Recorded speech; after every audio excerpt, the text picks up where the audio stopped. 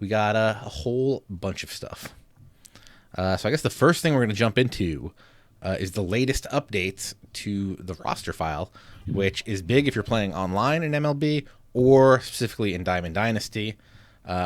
Obviously, as you know, with the inside edge boosts, cards go up and down every day. But the big thing is the overall boost, which will happen every Monday. So let's take a look at this week's thing. If you guys aren't already using it, make sure you head to daddyleagues.com. You can click the little DD on top, and then you go to attribute changes for the show 16. This will tell you all the cards that have changed overall ratings in the latest roster update. So, Chris, you can't see this, but I'm assuming you should be smart enough to. You know, I'm already there, favorited. Yeah, because I don't have it favorited because I just hit new tab and D, and it's like daddyleagues.com/DD/16. Like, yep, that's where we're going. So, a lot of stuff happening. The whole 90 range got a big mix-up. And I think this is the first week where they really are the first roster update where they took 2016's ratings or stats into effect. So I think that's where we're seeing a lot of this. And as you said, there are some huge jumps both for top-end players and some of those budget guys you can get into your lineup and hold on your bench. Real big jumps that could be important. Yeah, and what's funny is they're like a week behind.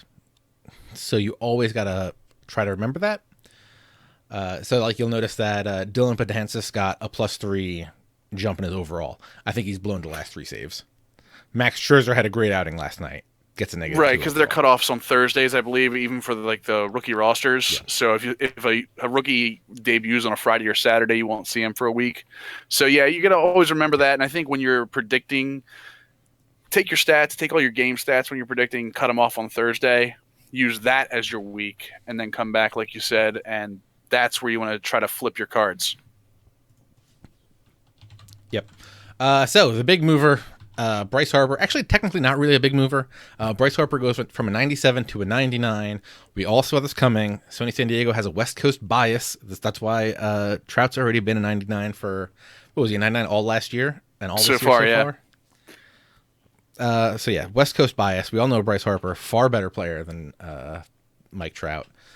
He finally gets his 99, which really didn't make a big difference because the last couple of days, I think he's been on IE boosts that have been pushing up to 99. Yeah, and the big thing is with his base contact going from 75 to 81, and his power versus righties and lefties both going up. I believe his power versus righties went up 8 all the way up to a full 99, and his power versus lefties going from 80 to a 91. That's huge because even though you weren't going to switch Bryce Harper out for a lefty, even more effectiveness lefty versus lefty when you get through a game. Yeah, and now with those IE boosts, he's literally unstoppable. Yeah, he goes up.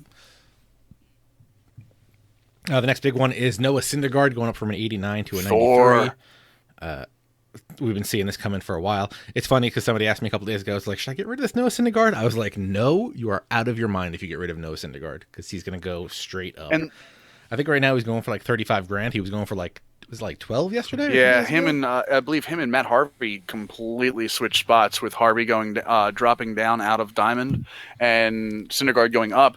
And the crazy thing is, and I know we'll talk about this, there's a Captain Store Syndergaard right now that you can get for 1,250 tickets if you finished one of the captains. So amazing value if you have the tickets, and pretty easy to get those tickets if you grind the correct way. Yeah, that's in the David Ortiz Captain Store, which you need players with a fielding of 60 or less. Now, but you can actually grind it. One of the things that I've been doing is like the Jose Altuve store. You can complete... Yeah, just grinding the tickets there and switch your captain over. So as long as you have, so whatever captain you're selected, you don't get more XP based on the team you're building.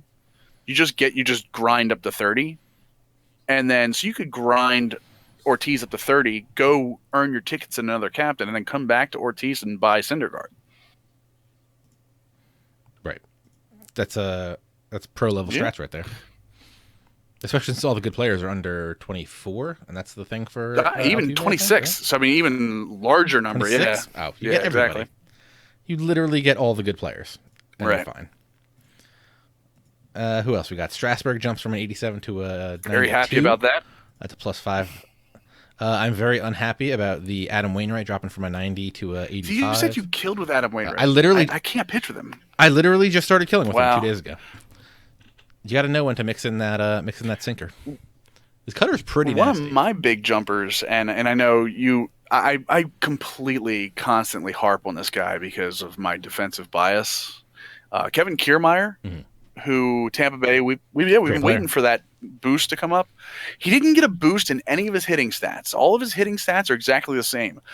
But what his change happens is he goes from a 79 speed and a 42 steal to an 86 speed and a 58 steal. He already had a 99 arm and a 99 fielding, and I believe it's like an 88 accuracy and reaction. Whoa, 99 arm strength? He has 99 arm strength.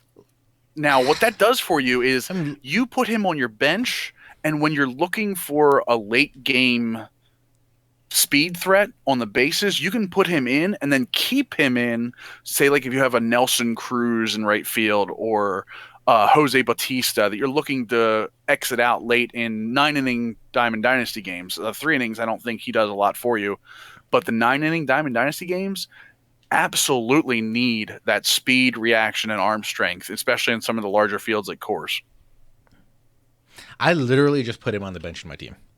While we were talking about him, I literally just went over. Absolutely, you have to have that late inning. Like I said, once you get to the 7th inning and you get trying to get those middle relievers, if you don't have the matchups anymore, if you only have one lefty or you don't like the matchups and you're getting to the middle of the lineup, definitely want to have your best defensive team on the field. Matters so much this year. And it's funny, I have JD Martinez in right. Feels like he's got a cannon. He's got 81 arm strength, 83 accuracy. Martinez has got a great arm. Kiermaier's going to be... But Kiermaier with 99 arm strength and 88 accuracy, I might just play them. I might just start Kiermaier and take the liability at the plate. I don't have a problem hitting with him, especially with Kiermaier's vision. His vision's a 68, which isn't elite or, in that higher tier level. But a 68 vision, if you go to your contact swing, and I know that's kind of a taboo going to your contact swing when you're down 2 strikes, but when you're playing a 9-inning Diamond Dynasty game, you definitely want to start thinking about that, especially good pitchers who pitch outside the zone, because that vision rating and contact will allow you to hit around your PCI and, again, extended bats waiting for a mistake. Is there any other big changes you want to talk about? I know Justin Upton took a -3 hit.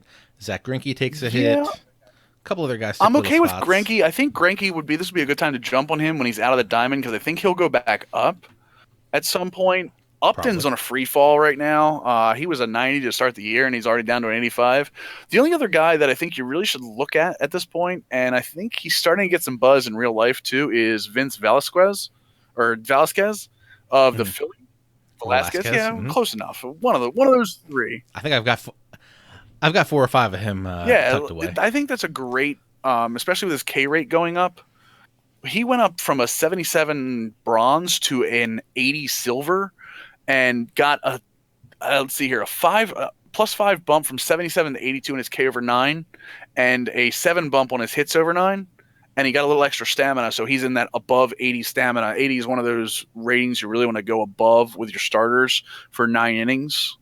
So he's starting to get those ratings where he's going into the silvers, where on his days pitching, his inside edge is going to boost him up.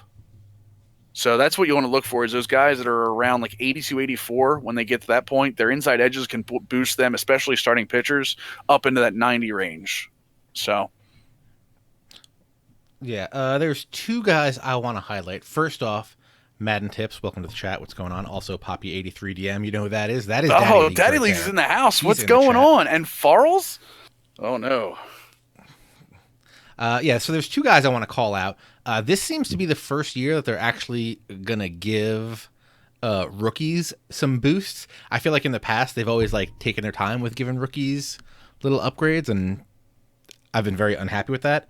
Nomar Mazara, I think he just got Player of the Month for April, or Rookie of the Month for April. He gets a +10 boost from a 64 to a 74.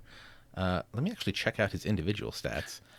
Contact versus right, he's a 72 and a 76 power. That's huge. even if you're just going to use him in some sort of platoon, because his left versus lefty stats kind of suck. But I'll take 72 and 75. Plus with IE, he's getting plus 12 on both. That's Oh yeah, pretty his nasty. boosts are going to be amazing, especially hitting in Texas, because I think Inside Edge actually takes into account not only who they're playing against, but who they're pitching against, or I mean where they're playing in terms of fields. Texas being a better hitting field.